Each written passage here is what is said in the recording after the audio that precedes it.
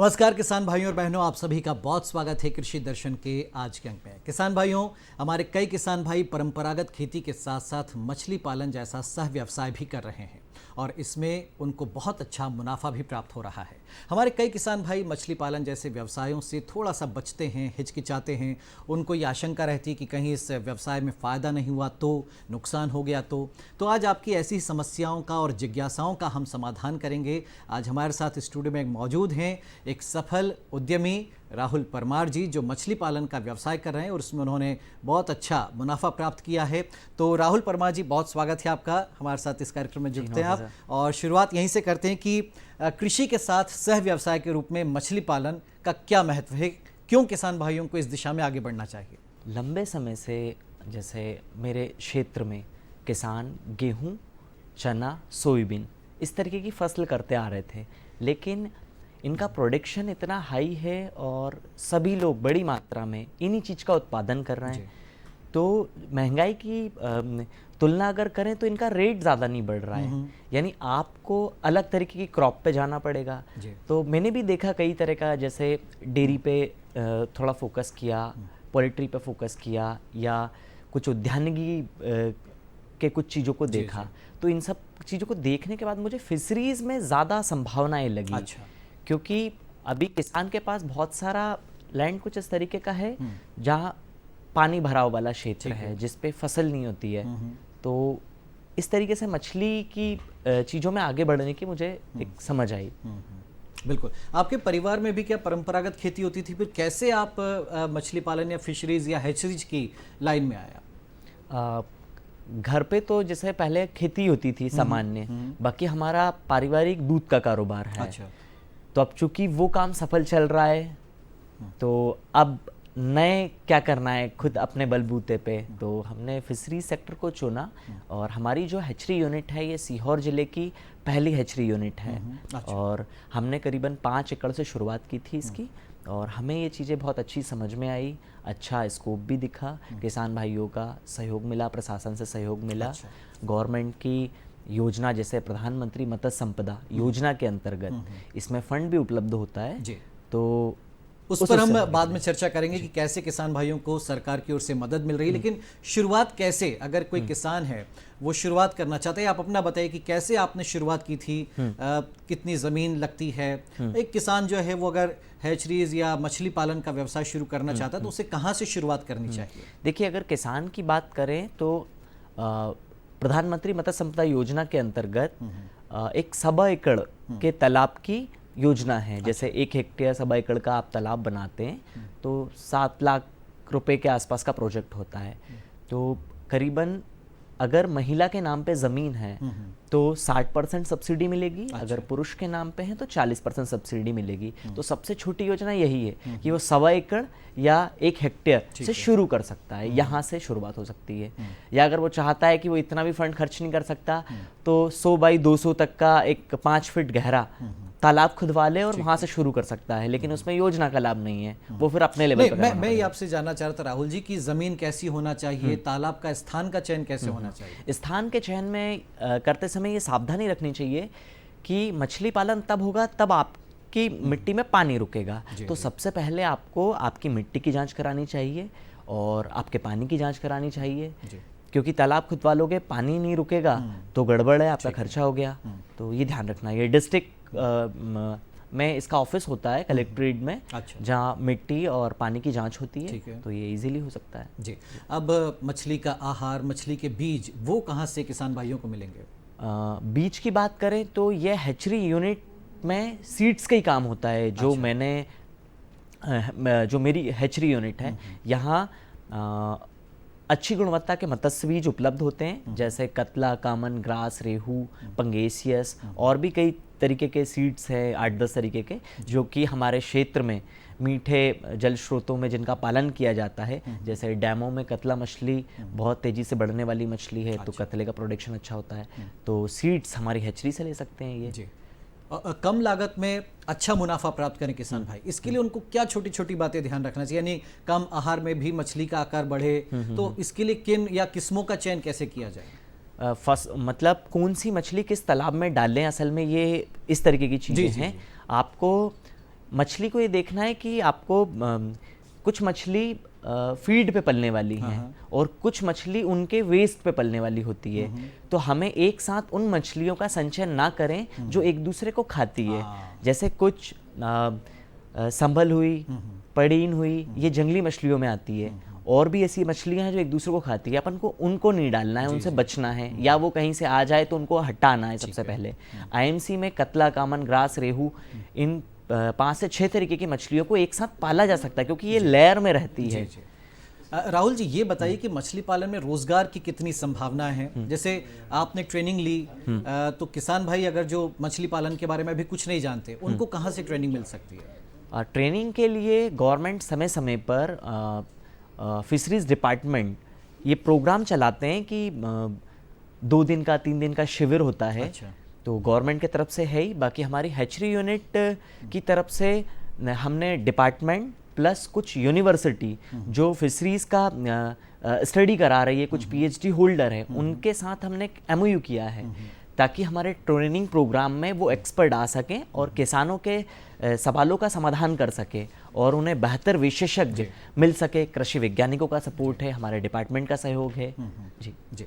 Hatchery की स्थापना आपने कैसे की थी? उसकी कार्यप्रणाली क्या होती है? यानी थोड़ा किसान भाइयों को आसान भाषा में समझाइए कि अगर कोई हैचरी खोलना चाहता है तो उसे कहाँ से शुरुआत करनी चाहिए? हैचरी असल में ये एक बड़ा प्रोजेक्ट है और हैचरी के लिए आपको एक बड़ा इंफ्रास्ट्रक्चर चाहिए, ज़्यादा ज़मीन चाहिए, बड़ी वाटर बॉडी चाहिए। अगर कोई हैचरी खोलना चाहता है तो छोटे पैमाने पे शुरू कर सकता है। हाँ, सीखते समझते हुए आगे कर सकता है। बड़े पैमाने पे एकदम करना सही नहीं होता है ये, क्योंकि ये बड़ा सेंसिटिव चीज़ें हैं कि आपको फ़ायदा दिख रहा है, वहीं एकाएक कुछ घंटों में ही नुकसान हो सकता है, क्योंकि ये इसमें वेदर बहुत, वाटर पैरामीटर्स, टेम्परेचर, ये सब मायने रखता है। जी।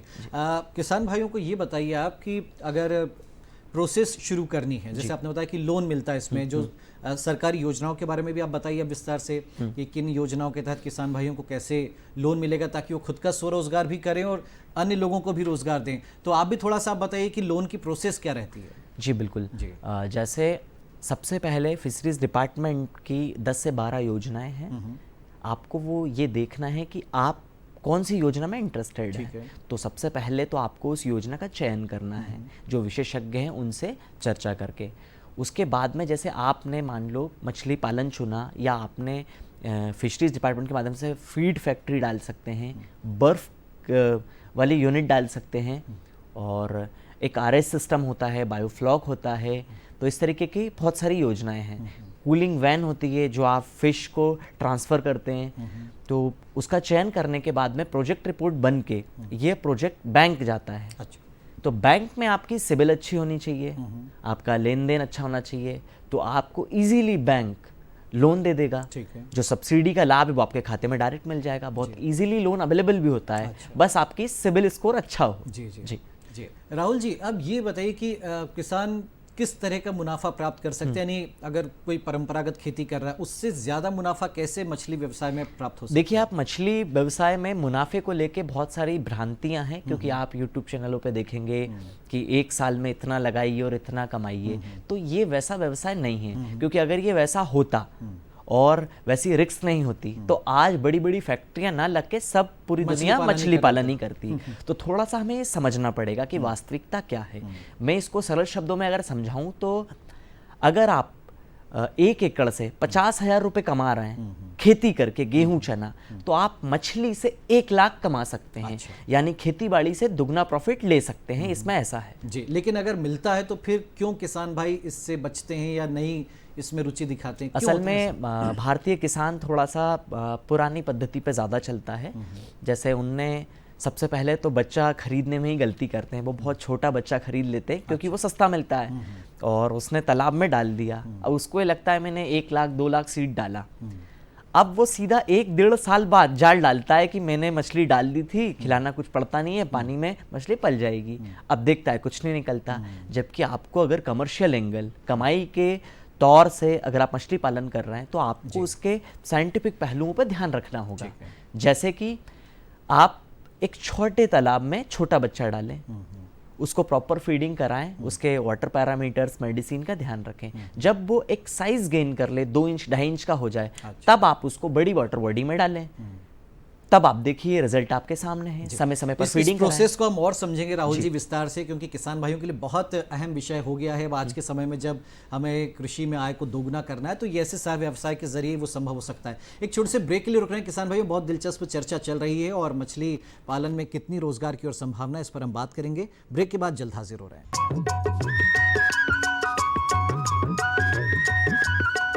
अरे सुन तो।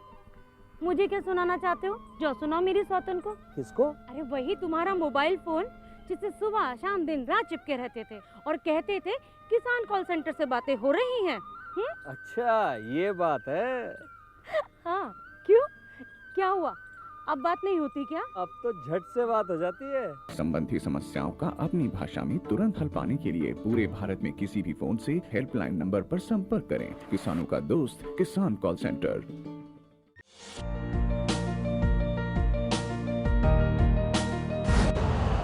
यूरिया का स्वदेशी उत्पादन 70 लाख टन बढ़ाने के लिए 6 उर्वरक संयंत्रों का उद्धार किया जा रहा है।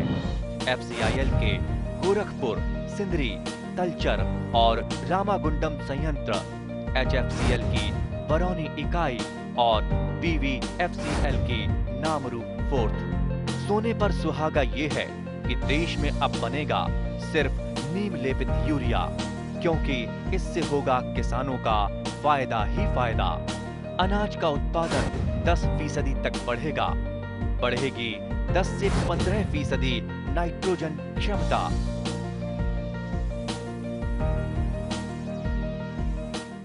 ब्रेक के बाद स्वागत है आपका किसान भाइयों। आज हमारे साथ में मौजूद हैं युवा मत्स्य पालक उद्यमी राहुल परमार जी, जो खेती किसानी के साथ साथ मछली पालन का व्यवसाय भी कर रहे हैं। हैचरी उनके पास में है और किस तरह से उसमें काम होता है इस पर आज हम चर्चा करें और उसमें रोजगार की कितनी संभावना है। तो राहुल जी थोड़ा सा और बताइए कि जैसे आपने बताया कि थोड़ा साइज जब बड़ा हो जाता है बच्चे का तब उसको डालना चाहिए, और क्या सावधानियाँ रखनी चाहिए, क्या टेक्निकल या क्या तकनीकों का ध्यान रखना चाहिए, किस तरीके से निरीक्षण करना चाहिए, उनका समय समय पर क्या काम करना रहते किसान भाइयों को?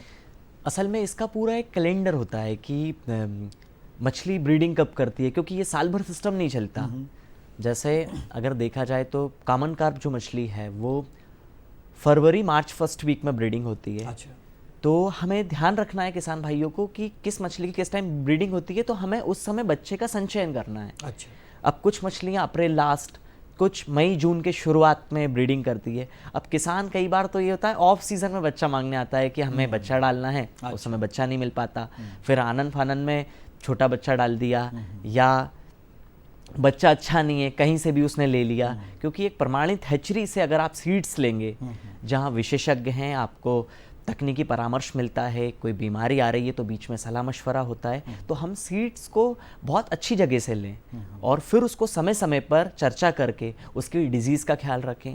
क्योंकि फंगल इन्फेक्शन ऐसा रोग है वो मछली को मार सकता है बड़े पैमाने पे, उनमें घाव आ जाते हैं। तो बिल्कुल, कई बार देखते हैं हम कि तालाब में बड़ी संख्या में एक साथ मछलियों की मृत्यु हो जाती, तो वो कारण भी यही है। हाँ, जैसे आपने पानी को ऐड नहीं किया और मछली के मल से अमोनिया बढ़ गया। अच्छा। तो इस तरीके की चीज़ें हो जाती है, लेकिन इसके लिए आप एक ट्रेनिंग लें और उसका खाका तैयार करें, थोड़ा सा समझें। बिना सोचे समझे चीज़ों में उतरना थोड़ा सा नुकसानदेह हो सकता है। इसीलिए हमने ट्रेनिंग प्रोग्राम का एक सिस्टम चलाया है गवर्नमेंट से मिलके और शिक्षण संस्थानों से, जिससे हम किसानों को कम समय में 1 दिन की ट्रेनिंग में उन्हें एक इस पालन से संबंधित जानकारी दे सके, बेसिक जानकारियाँ। जी। तो देखिए किसान भाइयों, कोई भी काम शुरू करने से पहले थोड़ी सी घबराहट जरूर होती है, लेकिन घबराना नहीं है, हिचकिचाना नहीं है, बल्कि उसका प्रशिक्षण आपको लेना है और उसके बाद अगर आप आगे बढ़ते हैं तो निश्चित तौर पर कोई भी काम हो उसमें आपको मुनाफा प्राप्त होगा, आपको उसमें सफलता प्राप्त होगी। इस पूरे व्यवसाय से जुड़े हम एक चीज़ और जानना चाहते हैं कि आगे और क्या संभावना होती है। जैसे अगर मछली उत्पादन आपने कर लिया, किसान भाई ने कर लिया, उसको मछलियाँ मिल गई, लेकिन उसकी मार्केटिंग, उसका डिस्ट्रीब्यूशन, उस समय क्या सावधानी रखनी चाहिए, वो चेन सिस्टम क्या होता है, थोड़ा सा बताइए। देखिए, लोग इसको कहते हैं मछली पालन, है ना, तो ये बहुत छोटा शब्द दिखता है, जबकि आप खुद समझिए मछली पालन से पहले हैचरी यूनिट है, फिर बाद में पालन है। अच्छा। पालन के बाद इसका ट्रांसपोर्टिंग है। आप आप देखिए मध्य प्रदेश में इतना प्रोडक्शन नहीं है। अभी बड़े पैमाने पे यहाँ की मंडियों में आंध्रा से 2-2, 3-3, 4-4 ट्रक मछलियाँ आती है। अच्छा। तो कुछ उस ट्रांसपोर्टिंग कारोबार से जुड़े हैं। मछलियों में बड़े पैमाने में बर्फ लगता है, तो आप बर्फ की फैक्ट्री डाल सकते हैं। कुछ लोग ट्रांसपोर्टिंग का ही बिजनेस अपना सकते हैं। कुछ लोग इसमें वैल्यू एडिशन जैसे प्रोसेसिंग यूनिट डाल सकते हैं। मध्य प्रदेश में मेरे ख्याल से फिश प्रोसेसिंग यूनिट ही नहीं है। अच्छा। फिश प्रोसेसिंग अभी इसकी सेल्फ लाइफ बहुत कम होती है। आपने आज मछली पकड़ी, 1-2 घंटे बाद अगर आपने इसको बर्फ में नहीं रखा तो ये खराब होने लगेगी। तो कोल्ड स्टोरेज बनना चाहिए, इसकी प्रोसेसिंग पे काम होना चाहिए। नए नए लोगों को इस सेक्टर में आना चाहिए जो पढ़े लिखे हैं, जिनको समझ है तकनीकी। बहुत ज़रूरी हो जाता है कि हम अब परंपरागत खेती से अलग हटकर भी कुछ सोचें और उसमें आगे बढ़ें, क्योंकि जितनी तेज़ी से ज़माना बदल रहा है। राहुल जी, बिल्कुल आप नंबर अपना बता दीजिए ताकि हमारे जो किसान भाई आपसे संपर्क करना चाहें, मछली पालन के बारे में जानकारी लेना चाहें, हैचरी या फिर मछली बीज या आहार के बारे में जानकारी लेना चाहें तो आप उनको जानकारी दे सकते हैं। जी बिल्कुल, पहले मैं एड्रेस बता देता हूँ। हमारा हैचरी यूनिट सीहोर से 12 किलोमीटर और भोपाल से 28 किलोमीटर दूरी पे है। ग्राम हीरापुर में नीलवड़ रातीबड़ रोड पे पड़ता है ये। और मेरा मोबाइल नंबर है 9174229030। मत्स्य बीज के लिए आप मुझसे डायरेक्ट कांटेक्ट कर सकते हैं, या मछली में के संबंध में कोई योजना की जानकारी या कोई परेशानी में किसान भाई जो लंबे समय से नुकसान में चल रहा है, तो बातचीत करके हमारे विशेषज्ञों के माध्यम से वो उसका समाधान ले सकता है ना। इसी के साथ जी, तो चलिए राहुल जी, बहुत शुक्रिया आपका हमारे साथ इस कार्यक्रम में जुड़े। किसान भाइयों में पूरी उम्मीद है कि आप भी कुछ नया सोचेंगे, कोई नया स्टार्टअप शुरू करेंगे, क्योंकि स्टार्टअप का ज़माना है और इसीलिए मछली व्यवसाय जो है, मछली पालन व्यवसाय, उसमें बहुत रोज़गार की अपार संभावना है। आप अपना स्वरोजगार का दायरा और बढ़ा सकते हैं और कई नए युवाओं को आप रोज़गार दे सकते हैं। तो किसान भाइयों, अब आप देखिए खबरें खेती की। नमस्कार किसान भाइयों, खबरें खेती में आप सभी का स्वागत है। आइए पहले नजर डालते हैं मुख्य समाचारों पर। किसानों को टेक्नोलॉजी से जोड़ रही सरकार। मध्य प्रदेश में गेहूं निर्यातकों को मिलेगी सुविधाएं। कृषि यंत्र निर्माता अपना पंजीयन नवीनीकरण करवाए। जायद में लगाए बरबटी और टमाटर को फटने से बचाए। और अब खबरें विस्तार से। केंद्रीय कृषि मंत्री श्री नरेंद्र सिंह तोमर ने भारत सरकार की महत्वाकांक्षी प्रधानमंत्री फसल बीमा योजना में मेरी पॉलिसी मेरा हाथ अभियान के तहत फसल बीमा पॉलिसी का वितरण गत दिनों राजस्थान के बाड़मेर जिले में तिलवाड़ा पशु मेले के दौरान भव्य किसान सम्मेलन में किया। श्री तोमर ने कहा कि किसानों की तेजी से प्रगति के लिए प्रधानमंत्री के मार्गदर्शन में सरकार उन्हें टेक्नोलॉजी से जोड़ रही है। बीमित किसानों को क्लेम के लिए फसलों के नुकसान का सर्वे भी ड्रोन के द्वारा किया जाएगा। देशव्यापी अभियान मेरी पॉलिसी मेरे हाथ की शुरुआत गत 26 फरवरी को इंदौर से की गई थी। ये एक बड़ी उपलब्धि है। ये अभियान अल्प समय में 50 लाख किसानों तक उनकी फसल बीमा पॉलिसी के साथ सफलतापूर्वक पहुंचा है, जिसे आने वाले दिनों में भी जारी रखा जाएगा। कार्यक्रम में कृषि मंत्री ने कहा कि प्रधानमंत्री फसल बीमा योजना में 1.15 लाख करोड़ रुपए का क्लेम किसानों को दिया जा चुका है। महाअभियान में पॉलिसी किसानों तक पहुंचाई जा रही है। श्री तोमर ने कहा कि पहले कभी कौन सोच सकता था कि ड्रोन से पेस्टिसाइड का स्प्रे संभव हो सकेगा, लेकिन सरकार की मंशा अब गांव-गांव तक इस टेक्नोलॉजी का उपयोग करने लगी है। देश में 6,865 करोड़ रुपए खर्च कर 10,000 FPO बनाने की योजना प्रारंभ की गई है, ताकि छोटे किसान जुड़ सके और उन्हें आदान टेक्नोलॉजी अच्छे गुणवत्ता का लाभ भी मिल सके। केंद्रीय कृषि मंत्री ने प्रतीक स्वरूप बाड़मेर जिले के 15 किसानों को फसल बीमा पॉलिसी का वितरण किया। रूस यूक्रेन युद्ध के चलते विश्व बाजार में भारत के गेहूं की मांग बढ़ गई है। देश में गेहूं का विपुल भंडार मौजूद है तथा इस वर्ष 2021-22 में भी देश में 111.32 मिलियन टन तथा मध्य प्रदेश में 333,86,000 मीट्रिक टन गेहूं उत्पादन का अनुमान लगाया गया है। वहीं केंद्र ने प्रदेश की 129 लाख मीट्रिक टन गेहूं MSP पर खरीदने का लक्ष्य रखा है। इसे देखते हुए निर्यात की संभावनाएं तलाशी जा रही है। देश एवं प्रदेश की मंडियों में भी किसानों को गेहूं के ऊंचे दाम मिल रहे हैं, जो इस वर्ष के समर्थन मूल्य 2015 रुपये में कहीं अधिक है। गेहूं के बम्पर उत्पादन अनुमान के चलते मध्य प्रदेश के मुख्यमंत्री श्री शिवराज सिंह चौहान निर्यातकों को कई सुविधाएं देने की घोषणा कर उनके साथ दिल्ली, भोपाल में बैठक कर चुके हैं। ऊंची कीमतों पर गेहूं निर्यात से किसानों के साथ साथ देश प्रदेश को भी लाभ होगा। मुख्यमंत्री ने गत सप्ताह मंत्रालय में हुई उच्च स्तरीय बैठक में कहा कि वर्तमान में विश्व बाजार में गुणवत्तापूर्ण गेहूं की मांग को पूरा करने के लिए राज्य सरकार निर्यातकों के सभी सुविधाएं उपलब्ध करवाएगी। मध्य प्रदेश का गेहूं एमपी वीट के नाम से जाना जाता है। वर्तमान में उच्च निर्यात क्षमता के देशों जैसे Egypt, Turkey, Algeria, Nigeria, Tanzania आदि के बाजारों तक भारतीय एमएनसी के सहयोग से पहुंच बनाने के प्रयास किए जा रहे हैं। विभिन्न पोर्ट ट्रस्ट गेहूं के निर्यात के लिए तात्कालिक भंडारण के प्रबंध और गेहूं के जहाजों को प्राथमिकता के लिए सहमत है। उच्च पदस्थ सूत्रों के मुताबिक निर्यातकों को निर्यात की मात्रा पर भुगतान की जाने वाली मंडी फीस की प्रतिपूर्ति मध्य प्रदेश सरकार कर देगी। वर्तमान में समितियां और व्यापारी किसान से जो गेहूं खरीदते हैं, इसके लिए उन्हें 100 रुपये की खरीदी पर 1.50 रुपये मंडी टैक्स देना होगा। मतलब कि 1 करोड़ रुपए की उपज खरीदी पर 1.50 लाख रुपए मंडी टैक्स लगता है।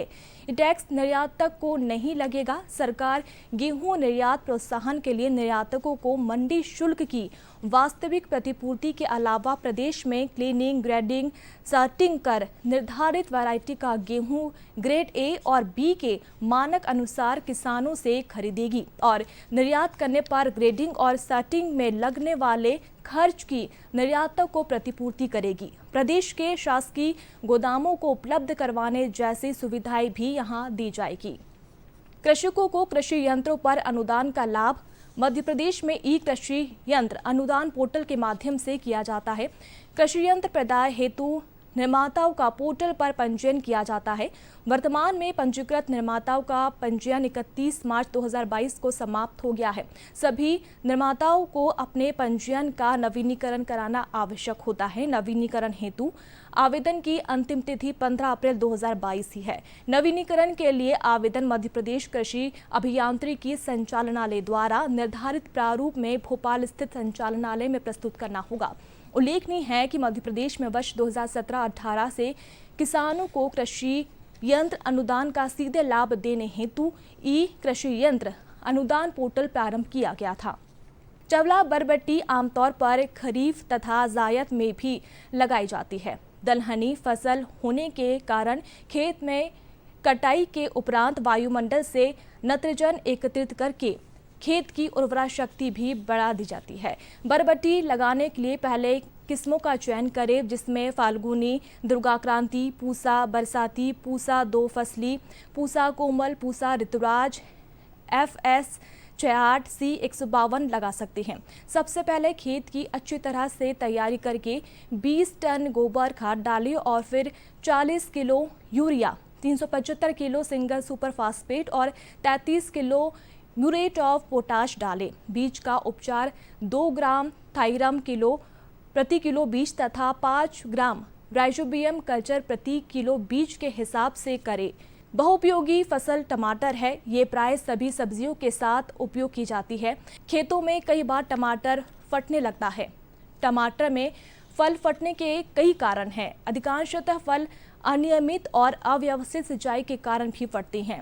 वैज्ञानिकों का मानना है कि फसल में अधिक नाइट्रोजन और कम पोटाश देने के कारण भी फल फटते हैं, इसलिए संतुलित खाद का उपयोग करना चाहिए। यदि टमाटर अधिक चूना वाली या हल्की दोमट मिट्टी में लगाए गए हैं तो ऐसी भूमि में सामान्यतः बोरान तत्व की कमी पाई जाती है, जिसके कारण भी फल फटने लगते हैं। ऐसी स्थिति में बोरान की पूर्ति के लिए 0.3 से 0.4% बोरेक्स के घोल का छिड़काव करें। रोपाई के 4 सप्ताह बाद छिड़काव करने से अधिक लाभ मिलता है। तो किसान भाइयों, आज के खबरें खेती में इतना ही। दीजिए अनुमति। नमस्कार।